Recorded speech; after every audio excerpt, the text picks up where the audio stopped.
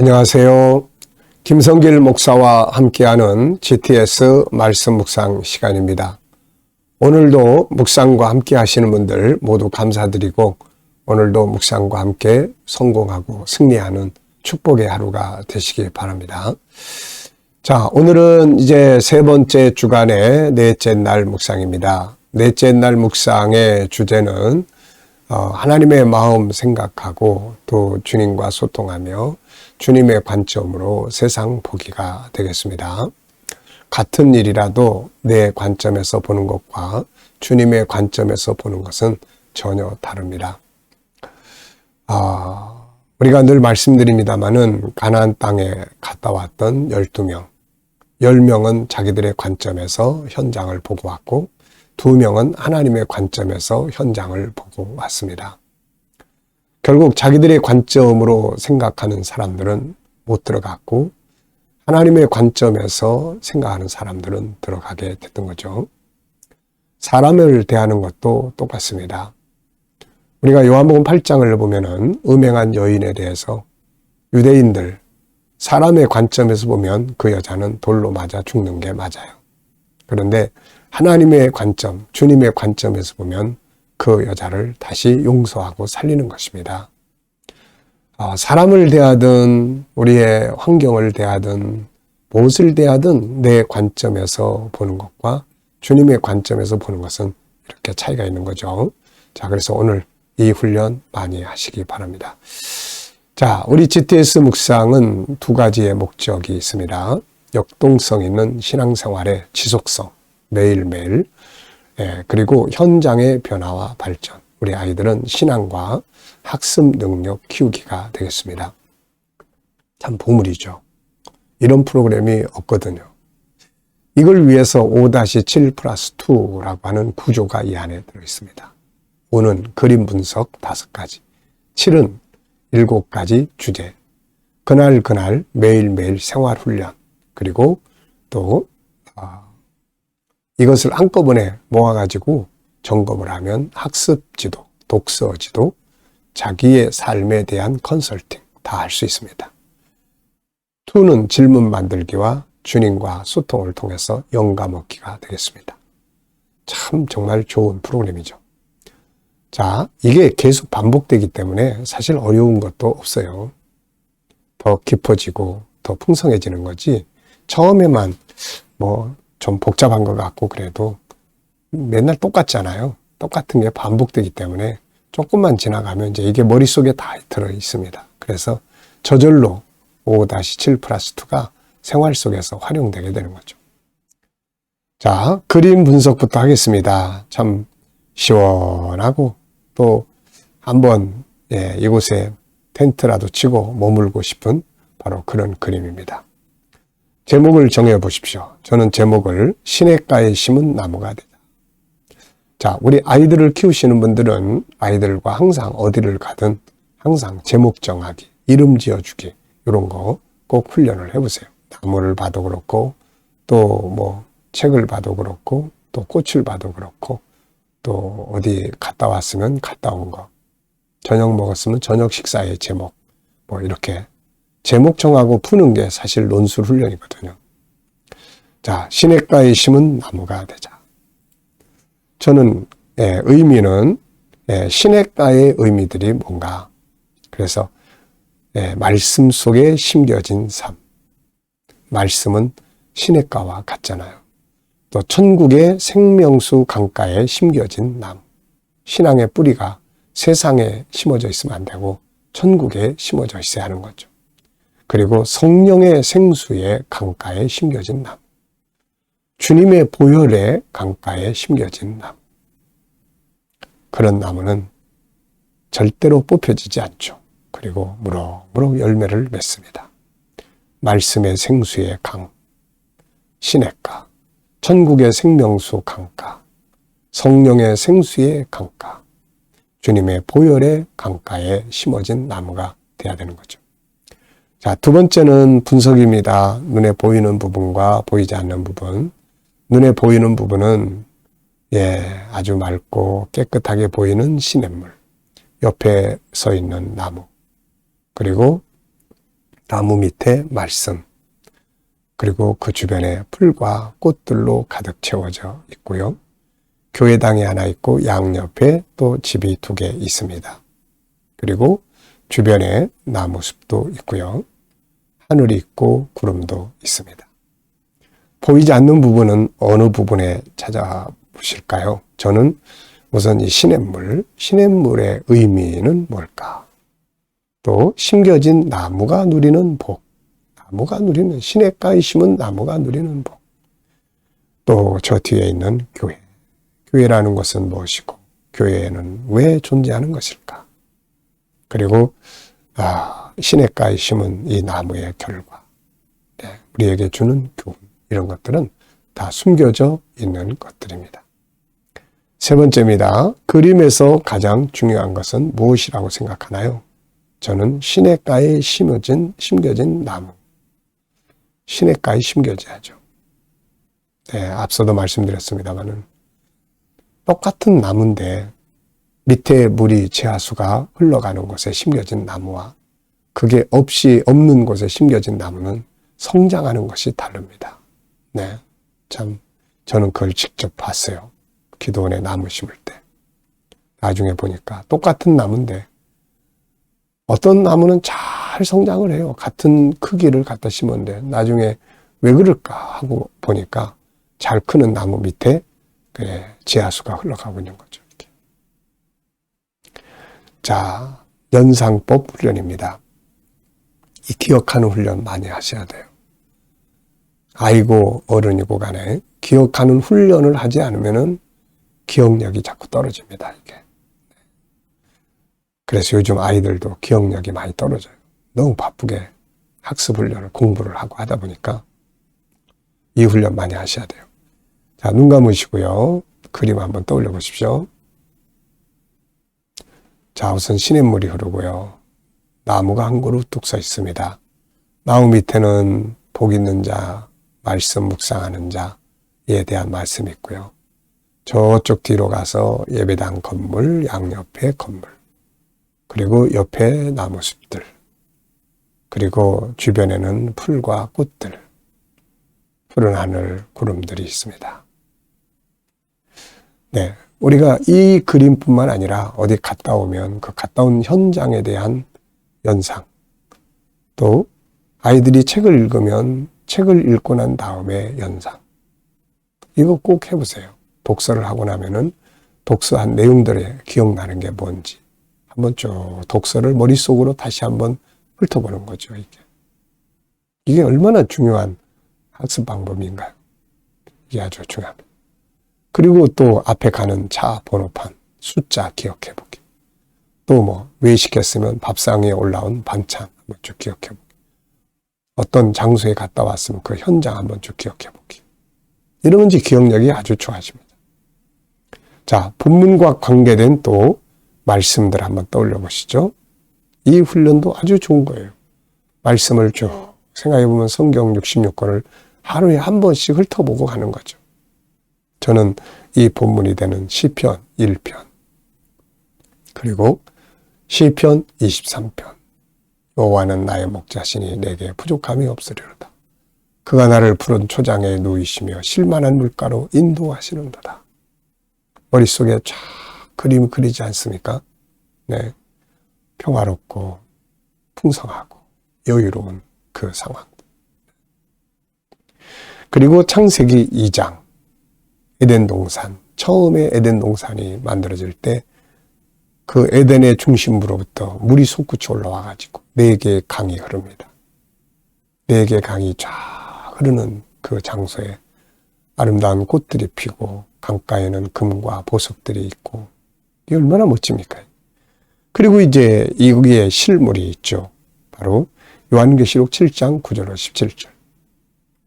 구원받은 자들이 주님과 함께 생명수 강가를 거닐며 그 생명나무 열매를 먹으며 그 현장이 우리를 기다리고 있는 거죠. 자, 우리 아이들은 또 이 그림 보면서 수학 공식 5개 또 한번 찾아보십시오. 도형, 그리고 수연산, 측정, 규칙, 자료와 그래프. 이게 초등학교의 수학의 5가지 주제예요. 그러니까 이걸 보면서 한번 쭉 기억을 할 수 있도록, 그러면 친해지거든요. 상상력 교육입니다. 이 그림을 가운데 두시고 저는 앞에는 에덴 동산, 4개의 강이 흐르는 에덴 동산, 다음 그림은 계시록 7장 9절로 17절 생명수 강가. 자, 미래를 어떻게 살고 싶은가요? 그렇다면 지금 무엇을 해야 할까요? 미래에 어떻게 살고 싶으십니까? 미래에 대한 비전의 그림은 있나요? 네. 미래의 사과 열매를 거두고 싶으면 지금 사과나무를 심고 가꿔야 되겠죠. 자, 한번 또 생각을 해보시기 바랍니다. 오늘 본문 읽어보겠습니다. 시편 1편 1절로 5절. 구조는, 제가 정한 구조는 213. 2는 복 있는 자의 삶, 1은 묵상의 결과, 3은 악인과 의인의 그런 결과, 이런 것들이죠. 복 있는 사람은 악인들의 꾀를 따르지 아니하며 죄인들의 길에 서지 아니하며 오만한 자들의 자리에 앉지 아니하고 오직 여호와의 율법을 즐거워하여 그의 율법을 주야로 묵상하는도다. 그는 시냇가에 심은 나무가 시절을 쫓아 과실을 맺으며 그 잎사이가 마르지 아니한 같으니 그가 하는 모든 일이 다 형통하리로다. 의인들은 악인들은 그렇지 아니하며 오직 바람에 나는 겨와 같도다. 그러므로 악인들은 심판을 견디지 못하며 죄인들이 의인들의 회중에 들지 못하리로다. 무릇 의인들의 길은 여호와께서 인정하시나 악인들의 길은 망하리로다. 아멘. 옆에는 묵상에 성공하기. 묵상에 꼭 성공하십시오. 자, 감사한 것도 적어보겠습니다. 어제 하루를 지내시면서 무엇이 또 감사한지 한번 또 생각해 보시고요. 오늘 하루를 시작하면서 또 뭐가 감사한지 또 생각을 해보십시오. 자, 미래를 생각하면서 또 감사한 거 적어보시기 바랍니다. 저는 미래 비전을 여기서 또 한번 적고 성취, 감사 이렇게 적었어요. 참 지내놓고 보면은 하나님의 은혜의 역사는 항상 생각보다 넘치도록 일을 하시는 분이십니다. 자, 1번입니다. 이 말씀 속에 나타나고 있는 주님의 마음은 무엇일까요? 말씀 속에 나타나고 있는 주님의 마음. 예, 하나님이 말씀을 통해서 우리에게 무엇을 원하실까요? 저는 복 있는 사람이 되라. 복 있는 사람. 묵상에 성공하라. 묵상. 그래서 꼭 형통하는 삶을 살아라. 그리고 의인의 길은 여호와께 인정하시는 거니까 의로운 삶을 살아라. 두 번째입니다. 오늘 주님을 기쁘시게 하기 위해 할 수 있는 일은 무엇인가요? 자, 오늘 하루 주님을 기쁘시게 하기 위해서 내가 할 수 있는 일이 뭘까요? 우선은 주님의 관점에서 생각해보는 훈련. 오늘의 주제에 사는 거죠. 뭘 해도 주님의 관점에서 한번 생각해보는 것. 자, 그리고 이제 묵상입니다. 묵상. 그리고 감사와 기쁨으로 사는 거죠. 그럼 하나님 기뻐하세요. 또 열심히 사는 겁니다. 부지런히 사는 거예요. 그 하나님이 기뻐하세요. 그리고 내가 머무는 곳에 하나님의 백성으로서의 책임감을 가지고 선한 영향력을 끼치는 삶을 산다면 오늘 아주 잘 사는 거죠. 세 번째입니다. 하나님의 관점으로 나의 삶을 살펴보는 시간이에요. 나의 삶, 나의 업무, 아이들은 공부, 주어진 환경, 부딪혀 있는 문제, 그리고 내가 가진 비전, 인간관계 등에서 한 가지를 선택해서 주님의 관점으로 생각을 해보세요. 사람과의 관계가 안 좋습니까? 그건 내 관점에서 보니까 안 좋은 거예요. 단점만 보이고. 그러면 주님의 관점으로 한번 그 사람을 보세요. 그럼 불쌍해지고 긍휼히 여기게 되고 이렇게 돼요. 네. 내게 부딪혀 있는 어떤 환경이 내 생각에 절망적이고 아무 희망이 없다 이렇게 생각이 된다면 주님의 관점에서 한번 그 환경을 살펴보십시오. 그러면 희망이 생기게 되는 거거든요. 자, 저도 제 환경을 내 관점에서 보면은 속상하고 힘들고 그런 것도 많죠. 그러나 하나님의 관점에서 보면은 유익하고, 하나님의 관점에서 보면 유익하지 않은 게 없어요. 다. 네. 두 번째는 비전. 네. 나의 관점에서 보면은 미래니까 불안할 수 있지만, 주님의 관점에서 보면은 넉넉히 이길 수 있고 넉넉히 넘치는 은혜의 현장으로 가는 거죠. 네. 자, 네 번째입니다. 3절에서 질문 만들게요. 왜, 무엇을, 어떻게, 만약 이런 걸 하면 질문이 만들어집니다. 3절. 그는 시냇가에 심은 나무가 철을 따라 열매를 맺으며 그 잎사이가 마르지 아니한 같으니 그가 하는 모든 일이 다 형통하리로다. 아멘. 자, 여기다가 왜, 무엇을, 어떻게, 만약 이런 걸 넣으면 질문이 만들어집니다. 저는 시냇가에 심은 나무의 특징은 무엇인가? 시냇가에 심은 나무의 특징. 네, 시냇가에 심은 나무의 특징. 우선 마르지 않는다. 잘 성장한다. 늘 푸르고 열매 맺는다. 네. 여러분도 한번 질문 만들어 보세요. 그리고 이제 두 번째는 나의 비전에 대해서 질문을 만드는 겁니다. 비전은 있나요? 비전의 내용이 구체적인가요? 비전을 이루기 위해서 지금 내가 무엇을 하고 있나요? 비전을 이루기 위해서는 내가 어떤 삶을 살아야 할까요? 비전을 이루기 위해서 내가 변화해야 될 것들은 뭔가요? 다양하게 이렇게 질문들을 해보시면 좋은 답을 찾아갈 수 있습니다. 저는 나의 비전을 위해서 내가 더 준비해야 될 것들은 무엇인가? 그래서 하나는 건강관리 잘하고, 하나는 내가 하고 싶어하는 이 GTS, 묵상, 훈련, 이거 더 전문가가 되는 거죠. 네. 그러면 저의 비전을 잘 끝까지 하나님 나라 가는 날까지 이루어 갈 수 있습니다. 자, 오늘도 묵상 중에 묵상 시간이에요. 앞에서는 그림과 본문을 분석하면서 은혜를 나눴고요. 지금 이 시간은 나의 현장을 놓고 주님과 의논하는 시간이에요. 그래서 영감을 얻는 시간입니다. 자, 눈 감으시고요. 본문 한번 쭉 기억해 보시고 7가지 주제 한번 떠올려 보시고, 그리고 나의 현장, 삶의 현장, 가정, 직장, 사업장, 오늘 만날 사람, 또 내가 해야 될 일, 업무들, 해결해야 할 문제들, 미래 비전 이런 거 놓고 주님 어떻게 하면 좋을까요? 오늘 이 사람에 대해서 제가 어떻게 대해야 되나요? 주님이라면 어떻게 하시겠습니까? 이 일을 처리할 때 주여 내가 어떻게 하는 게 좋을까요? 주님이라면 어떻게 하시겠습니까? 오늘 사용할 말씀은 무엇인가요? 7가지 주제 중에 내가 활용해야 될 주제는 무엇인가요? 그리고 기다려보면 떠오르는 말씀도 있고 지혜도 있고 감동도 있습니다. 이런 것들을 영감이라고 합니다. 영감의 차이가 삶의 차이를 만들어내는 거예요. 오늘도 영감으로 승리하시기 바랍니다. 기도하고 마치겠습니다. 주님 감사합니다. 오늘도 묵상에 함께하는 모든 이들에게 은혜 주시고 묵상으로 형통하며 승리하게 하여 주시옵소서. 오늘도 우리 자녀들, 친척들, 동료들 중에 믿지 않는 자들 다 주께 돌아와 구원받게 하여 주시고, 오늘도 우리 성도들과 또 자녀들 행하는 직장과 사업장이 형통하게 하시며 새로운 일터를 구하는 자들에게는 좋은 일터들이 예비되게 하여 주시고, 또 오늘도 치료받는 교우들에게 치유의 능력이 더욱 강하게 역사하시며 문제를 안고 기도하는 성도들 주여 문제가 합력하여 선을 이루게 하여 주시옵소서. 이 나라의 지도자들에게 지혜 주셔서 나라를 잘 이끌어가게 하시고 대한민국이 복을 받는 나라, 선교하며 거룩한 나라가 되게 하여 주시고, 또 세계 곳곳에서 복음을 전하며 수고하는 선교사님들과 사역자들에게 은혜 베풀어 주시옵소서.